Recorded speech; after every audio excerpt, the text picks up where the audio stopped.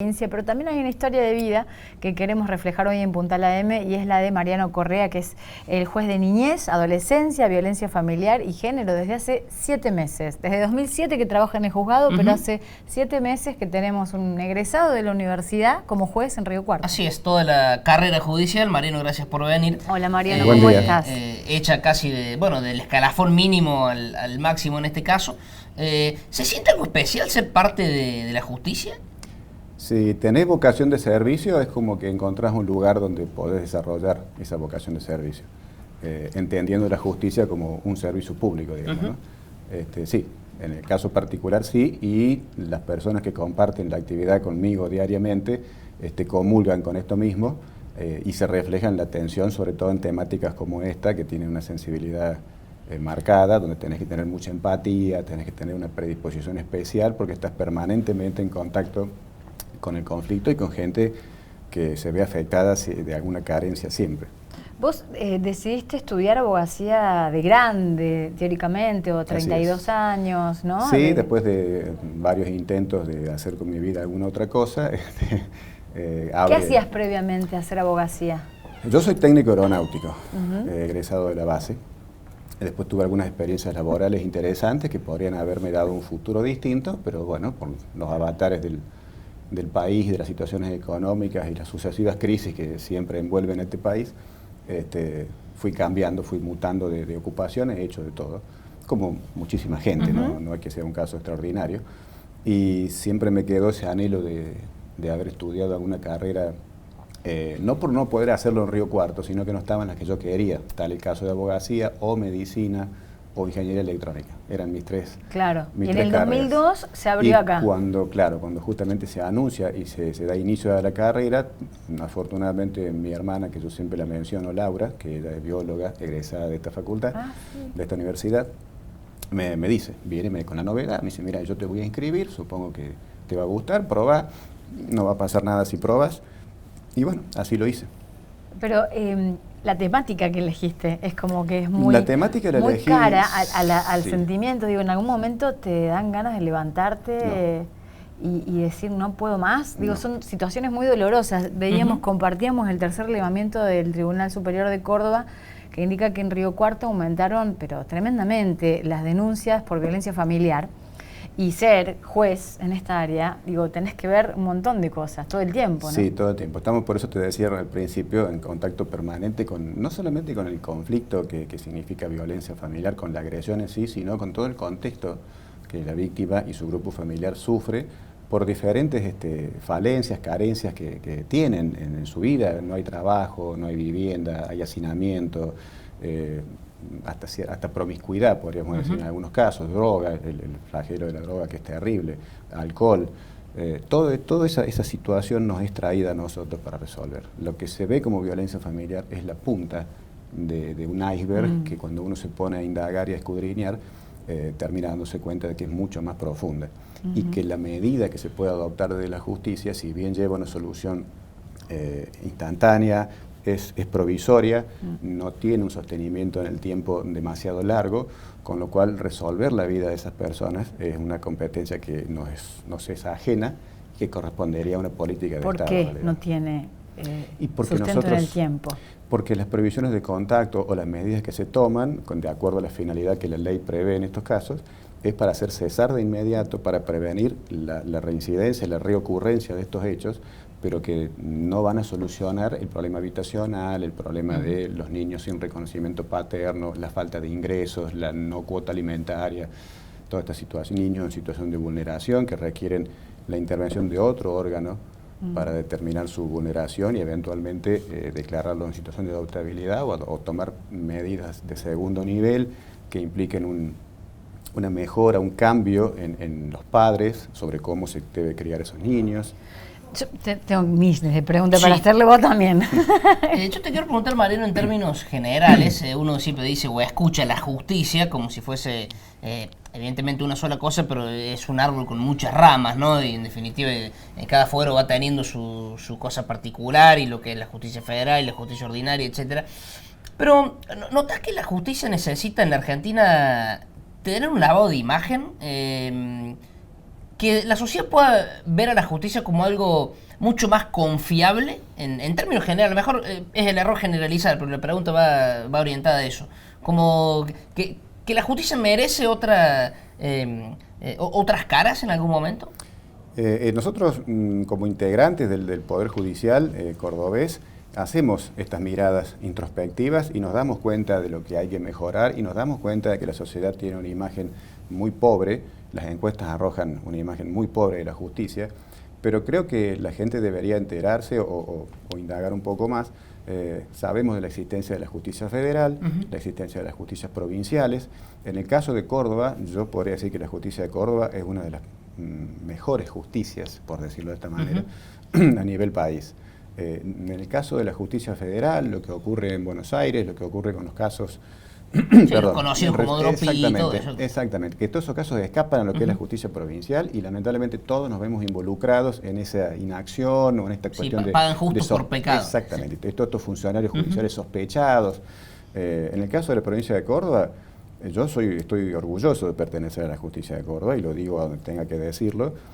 Y sé que muchos de los integrantes de la justicia cordobesa son gente excelente, con una muy buena formación, con una gran preocupación y con un gran compromiso en sus funciones. Cuando se dice hasta despectivamente la Sagrada Familia Judicial, etcétera, etcétera, ¿qué te genera eso? No me consta, son comentarios, son imágenes, son investigaciones, elucubraciones que lamentablemente uno no puede asumir y no puede salir a rebatir. Corresponderá al que la dice sustentar esa opinión, ¿verdad? Yo no he tenido, y soy un ejemplo de que eso no sucede. Es decir, un egresado de la facultad que hizo su carrera judicial como cualquier otro integrante del Poder Judicial, ha llegado a ocupar este cargo, rindiendo los concursos con total transparencia.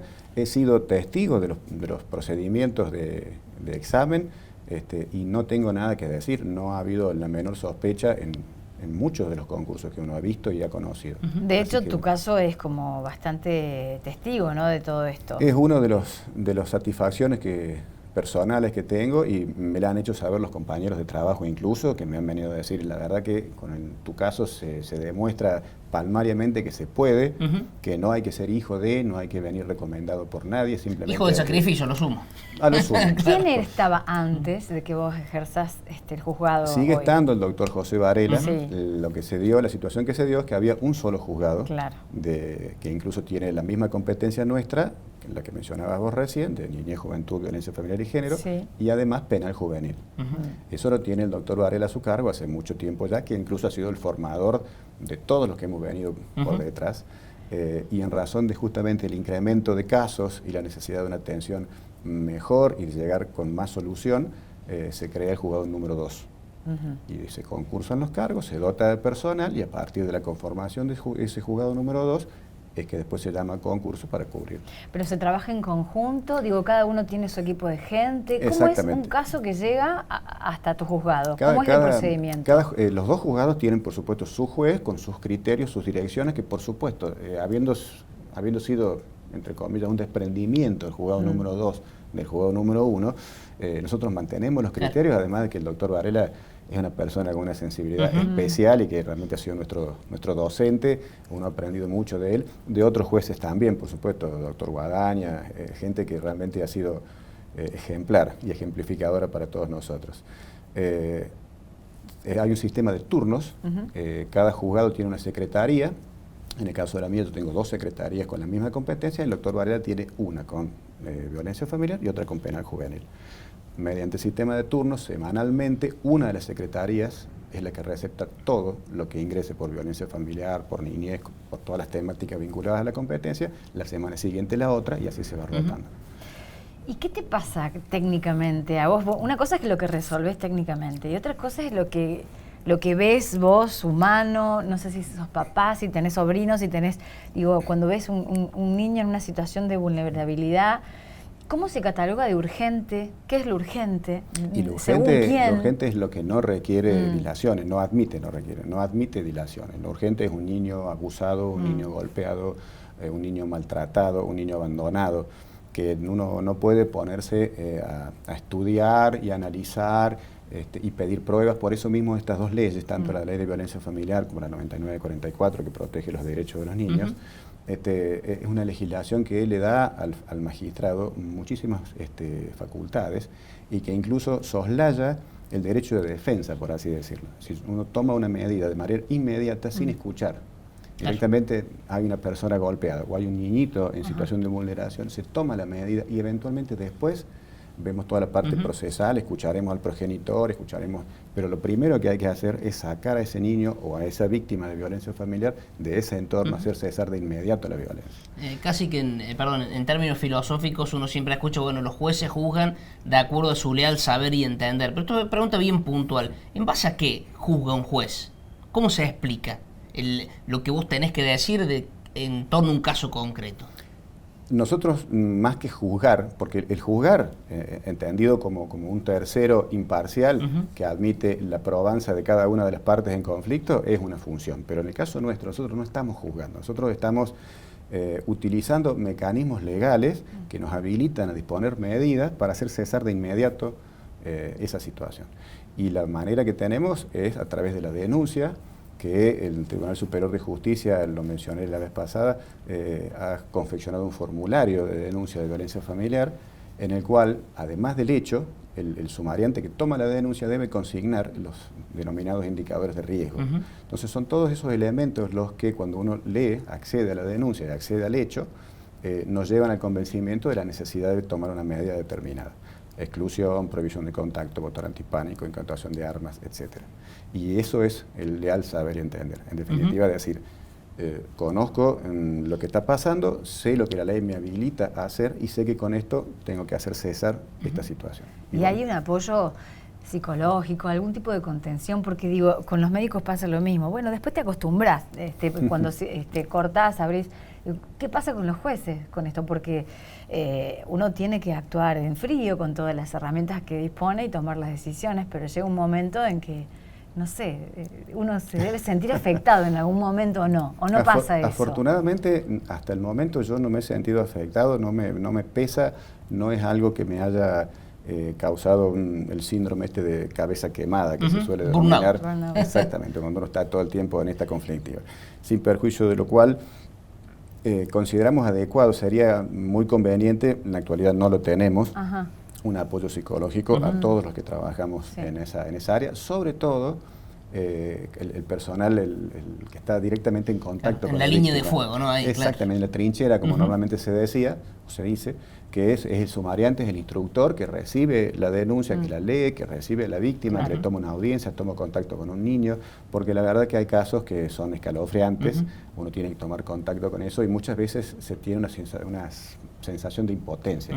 Es decir, con esto que yo estoy haciendo no va a alcanzar, acá haría falta mucho más y no tengo cómo dárselo. Las entidades o los organismos o los otros poderes del Estado que deberían acudir a solucionarlo no siempre lo hacen, entonces uno se va con esta sensación de haber colaborado, pero no haber solucionado integralmente. Claro, y cuando uno ve los índices que incrementan, y la concientización que se intenta desde todos lados, ¿cuál es tu lectura? ¿Por qué Río Cuarto incluso? Río Tercero, Cosquín, según este último relevamiento, ¿por qué en Córdoba nosotros somos los más violentos? Y primero me parece que la explicación más sencilla es una cuestión demográfica. Somos ¿Cantidad decís vos? Y somos la segunda ciudad de Río Cuarto, y bueno, porque Córdoba, yo no sé si hay un análisis, es decir, en Córdoba son más violentos que Río Cuarto. Lo que en Córdoba hay es 1 millón de personas, claro, contra 200.000 que hay en Río Cuarto y contra 100.000 que hay en Villa María, por decir algo.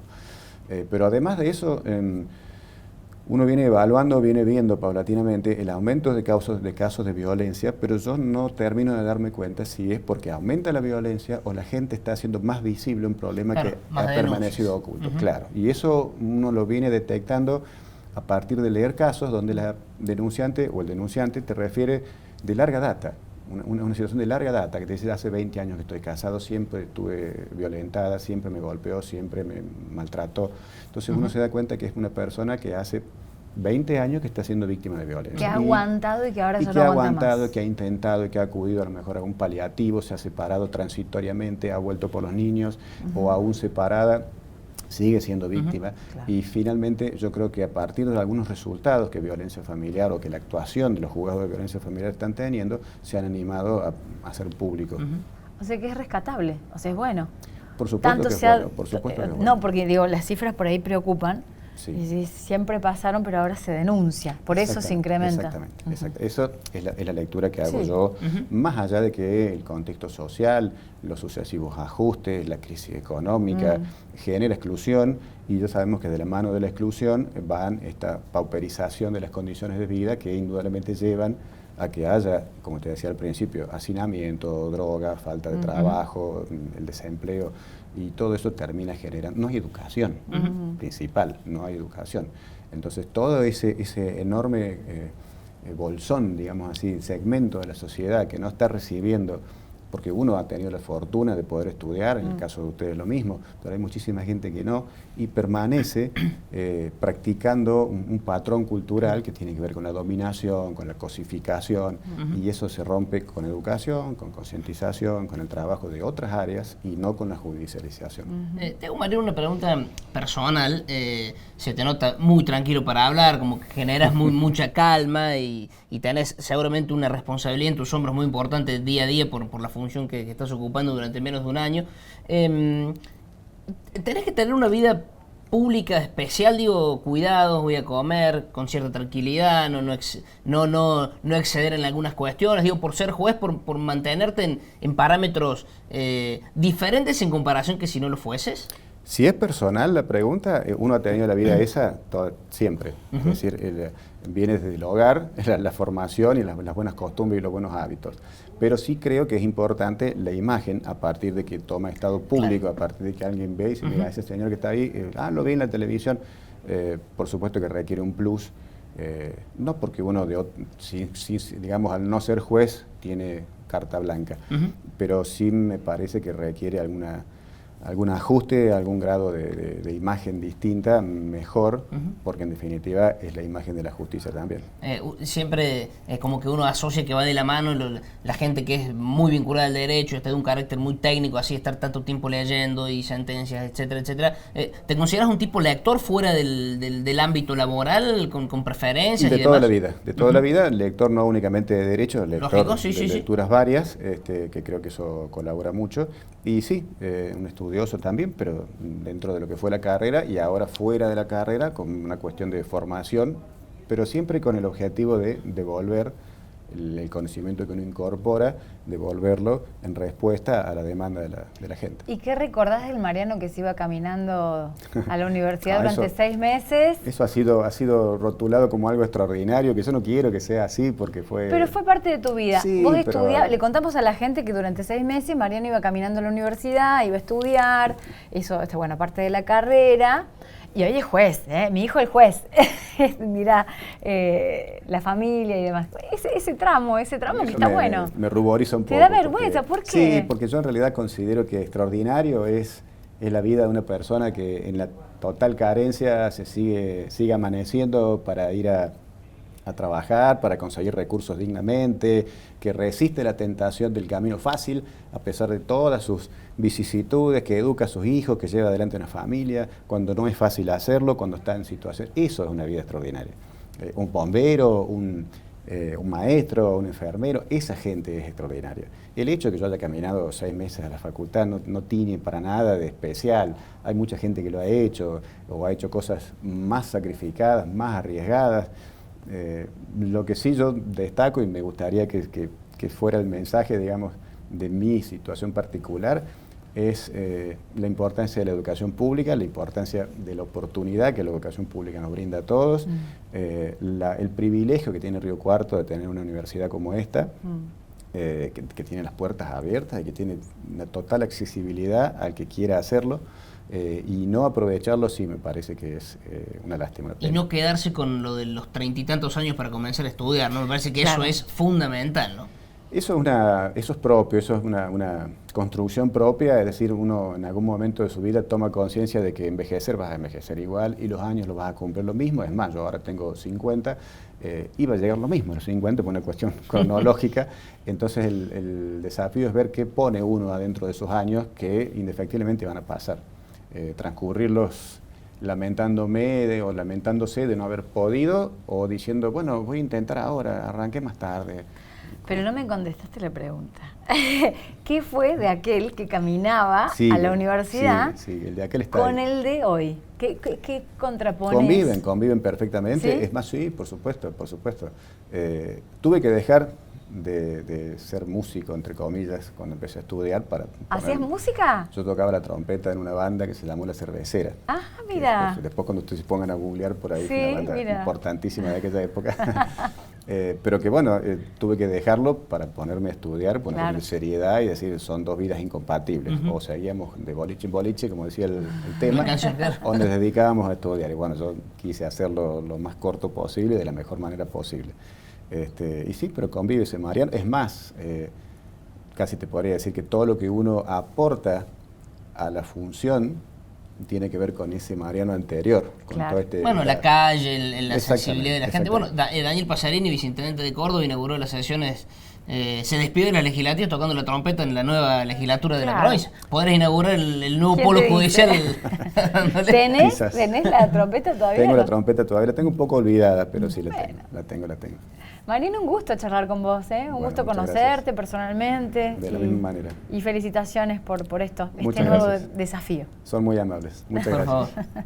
Vamos a la pausa. La pausa, ya venimos.